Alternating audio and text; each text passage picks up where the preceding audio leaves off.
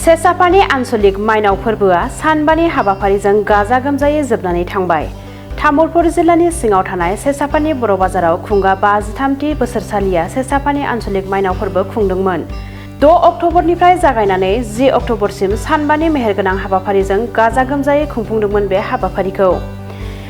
सेसाफानि आन्सलिक माइनाव फोरबोआव बाथौ धोरोम आरो ब्रह्म धोरोम मोननै धोरोमनि नेमखान्थि बायदियै फुजा होनाय जादोंमोन। जागायनानै जोबजासिम खेराइ मोसानाय आयदाखौ लानायजों लोगोसे मोसानाय, मेथाइ रोजाबनाय आरो गाव गावनि रोंगौथिखौ दिन्थिफुंनाय बायदि हाबाफारिया जानानै थाङो। बे हाबाफारिनि जोबथा सानखालि थामहिनबा मैया हारिमु मोनाबिलि हाबाफारिबो लानाय जादोंमोन। बे हारिमु मोनाबिलिखौ बेखेवनानै होयो बर'नि मुंदांखा फेस्ला फावखुंगुर डिमासा मेन्डेला ब्रह्मआ। लोगोसे मेथाइ रोजाबगिरि महरै बाहागो लादोंमोन एलिसा बर', देरहासार नार्जारी आरो समरजित बर'आ। थारैनो दिनै जोबोद गोजोननाय मोनदों। बर' बाजार सेसाफानि तामुलपुरनि सिङाव थानाय नैबे गामियाव खोनानो मोनदों बिथांमोना दिनै फालियै 53 बोसोर जाबाय, 53थि। दा बेवहाय बिथांमोना बुंदों गासै 50 गामिया बे फोरबोखौ फालियो। दिनै आं फैनानै मोनसे गोदान बाथ्राखौ खोनाफैनानै जोबोद गोजोननाय मोनदों। जाय फुजाखौ जों गुबुन गुबुन जायगायाव लोखि फुजा होननानै मिथियो, बिथांमोना बे फुजाखौ माइनाव फोरबो होननानै फालिदों। दा बेखायनो आं बर' हिसाबै, आं सासे गावनो बर' हिसाबै ओरैबायदि गोरोबफ्लेनाय बायदि मोनदों। मानो होनबा लोखि होननानै बुङोब्ला बेयो जोंनि बर'नि मुं बायदि मोना। बे लोखियानो जाहैबाय माइनाव। बेनो लोखियानो माइनाव, माइनावानो लोखि। अब्लाबो जों बर' हिसाबै माइनावखौ जों गोरोबफ्लेनाय मोनदों। बेखायनो जायफोरखौ जों हिन्दुफ्रा माइनावखौ लोखि होननानै फालियो, जों बर'आ माइनाव होनना फालिनायाव आं जोबोद गोजोननाय मोनदों। दिनै बेवहाय बिथां बिजय बसुमतारीनि मुङाव बिथांमोना मोनाबिलि हारिमुनिखौ लादोंमोन।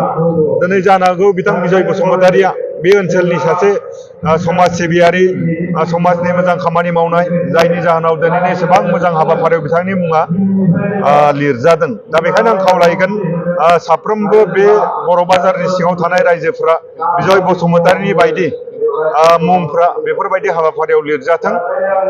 नाथाय जोबोद दुखुनांथाव बाथ्राया बेनो जाहैबाय, एसे सिगाङावसो बोथोरा जोबोद मोजांमोन, नाथाय नै दा बोथोरा एसे गाज्रि जाना होदों। अब्लाबो मानसिया जोबोद ग्रोम ग्रोम जादों आरो बोथोरा गाज्रिब्लाबो मानसिफोरा फैबाय दङ आरो फैबाय थागोन। बेनिफ्राय मोनसे बाथ्राया जाहैबाय, गोबां फुजा मेलाफोराव आं बेरायो। दा नैबे बर' बाजारनि जि फुजा मेला, बेयाव फैनानै जोबोद डिसिप्लिन नुदों, जोबोद डिसिप्लिन जादों। बेनिफ्राय दखाननि जिखिनि दखाननि बहायनाय सिटुएसन, बेबो मोजां जादों। आं बेखौ नुनानै जोबोद मोजां मोनफैदों। नैबे फुजानि बे बाथ्राखौ जेरावबो बुंबोनाय जायो। जों दिनै जोंनि मुसलपुर जिल्लानि सिङाव जोंहा मोनसे एग्जाम एकाडेमि थायो। दिनै बेयाव हाफ इयारलि जाबाय दङ। दा नैबे तामुलपुरनि सिङावसो हाफ इयारलि जादोंना जायाखै मिथिया। दा खोथाया जाहैबाय, जों फोरबोनि नामावनो माब्ला आनजाद जायो, मा आनजाद जाबाय दं, जों बेफोरखौ सानफ्लाङा।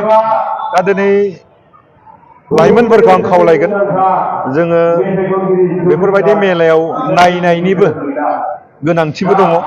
मानो होनबा बेयो जाबाय मोनसे धोरोमारि फोरबो।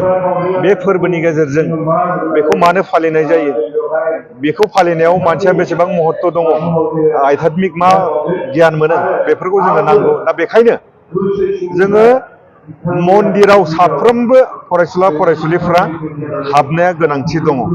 जों मोदायखौ खर' गंग्लायनो खुलुमनो हानाय माने जों गावनि गोसो सोलेर भगबाननो बा गसायनो जों बावनो हानाय। दा बेखायनो जाय मानसिया गसाइखौ खर' गंग्लायनानै खुलुमनो हाया, बिनि गोसोआव अहंखार दङ।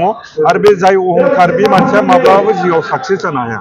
दा बेखायनो आं खावलायगोन, बेफोरबायदि फोरबोआव फैयोब्ला साफ्रोमबो फरायसुला फरायसुलिफोरा खनसेब्लाबो मन्दिराव खर' गंग्लायनानै थाङो। गोजोननाय